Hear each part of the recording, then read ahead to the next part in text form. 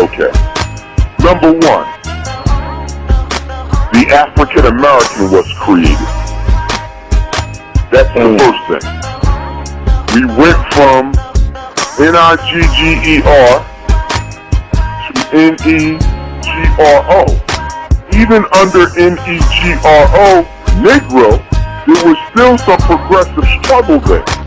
Because not only did you have the civil rights movement, not only did you have the Garvey movement, you also had a lot of church movements when ministers were standing up to the Ku Klux Klan, arming their congregation with rifles and standing toe-to-toe with them.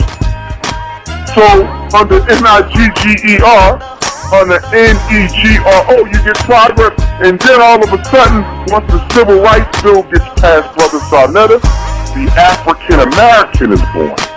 And when the African American was born, we stopped struggling and lost our damn minds.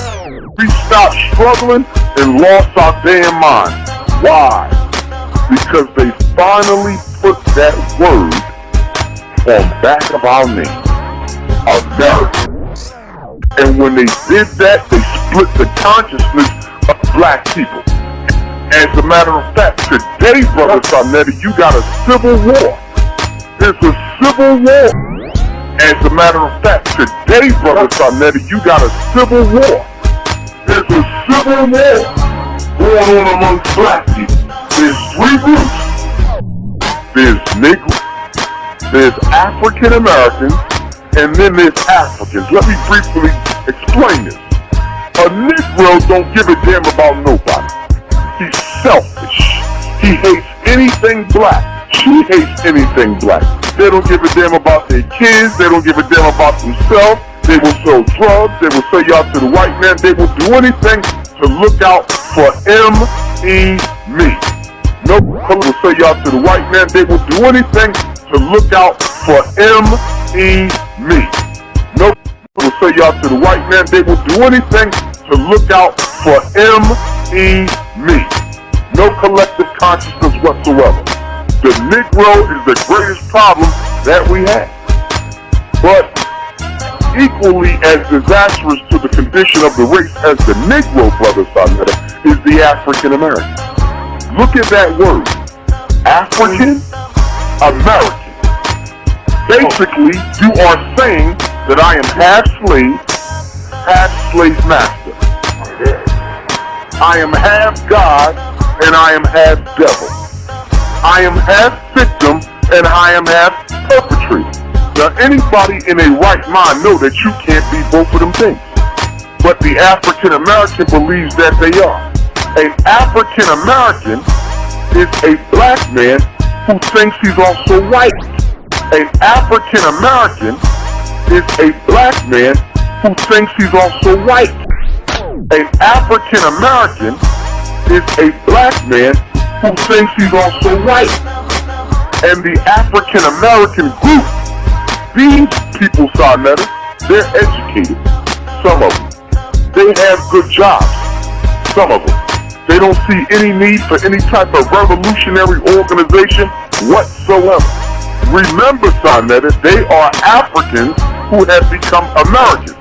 So they believe in the Constitution, they believe in Barack Obama, they believe in the electoral process, and they will turn any revolutionary Negro in who they think is trying to threaten their quote-unquote country. That's the African American, and that's the sickest of the three. Lastly, you got the African. The African ain't selfish.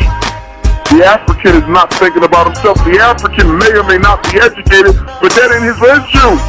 The African is about the freedom of his race, and he's willing to give his life to do so. But the problem with the African is about the freedom of his race, and he's willing to give his life to do so. But the problem with the African is about the freedom of his race, and he's willing to give his life to do so. But the problem with the African, Brother Sarnetta, is he's the smallest of the three groups. And he is the only group that the white man is worried about. As he's the smallest of the three groups. And he is the only group that the white man is worried about. As he's the smallest of the three groups. And he is the only group that the white man is worried about. when the European comes into the black community, when the FBI and CIA send their undercover agents in the black community, they're not looking for Negroes because Negroes hate themselves. They're not looking for African Americans because African Americans love white people. They're looking for the Africans. They're looking for the revolutionaries. They're looking for the ones who pose a threat to the status quo of this nation. And the problem with the African, the reason why the African can't realize any progress, because the European is constantly using the Negro and the African American to keep him in his place.